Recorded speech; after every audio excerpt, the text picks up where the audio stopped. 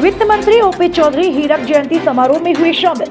सरस्वती शिशु मंदिर में 8 लाख के अतिरिक्त कक्ष का किया शिलान्यास। वित्त मंत्री एवं जिले के प्रभारी मंत्री श्री ओपी चौधरी आज खरौद नगर पंचायत स्थित शासकीय लक्ष्मेश्वर स्नातकोत्तर महाविद्यालय में आयोजित हीरक जयंती समारोह में शामिल हुए।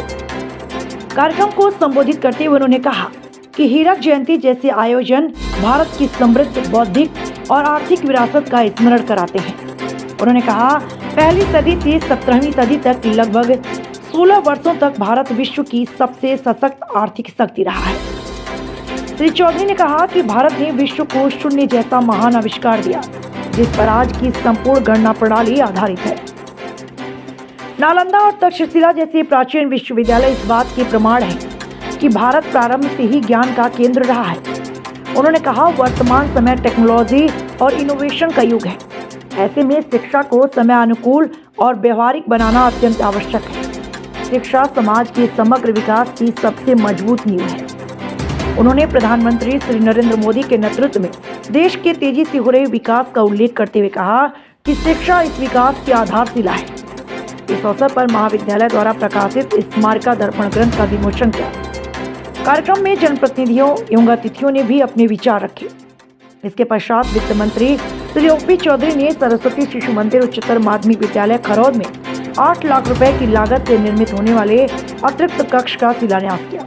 उन्होंने विद्यार्थियों को लक्ष्य निर्धारित कर निरंतर परिश्रम करने तथा विपरीत परिस्थितियों में साहस और संघर्ष के साथ आगे बढ़ने की प्रेरणा दी। इंडिया टीम के लिए छत्तीसगढ़ स्टेट हेड मेलाराम कश्यप।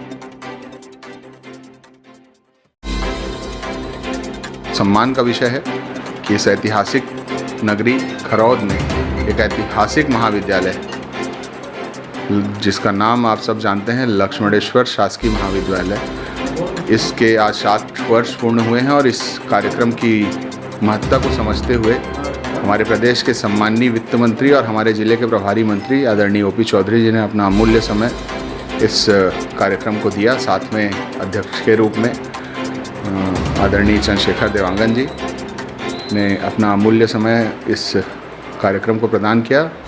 साथ ही इस ऐतिहासिक कॉलेज के पूरे महाविद्यालय परिवार और नगर पंचायत की पूरी टीम ने बहुत मेहनत से इस कार्यक्रम को सफल बनाया।